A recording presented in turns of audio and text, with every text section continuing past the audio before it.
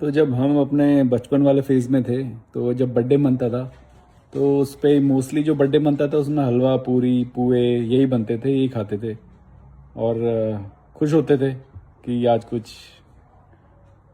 बढ़िया सा खाने को मिला।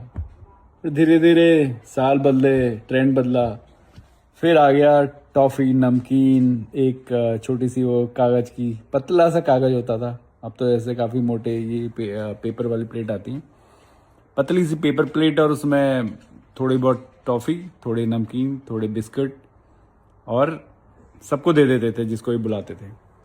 पहले तो बुलाया भी नहीं जाता था, बाद बाद में ये ट्रेंड शुरू हुआ, चलो फ्रेंड्स लोगों को बुला लो। फिर जब देते थे तो उसके बाद उसमें तब तक पेस्ट्री का दौर नहीं चला था।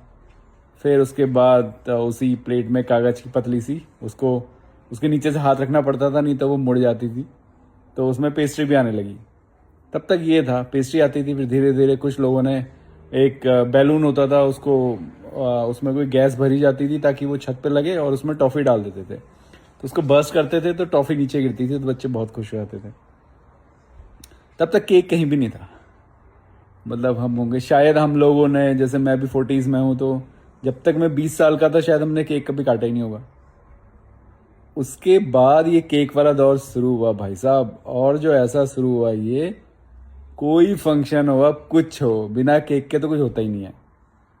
तो कहीं से चीज़ें आती हैं और डेली लाइफ का हिस्सा बन जाती हैं। डेली जो हमारे फेस्टिवल्स होते हैं, हमारे जो खुशियाँ होती हैं, उनको सेलिब्रेट करने का हिस्सा बन जाती हैं।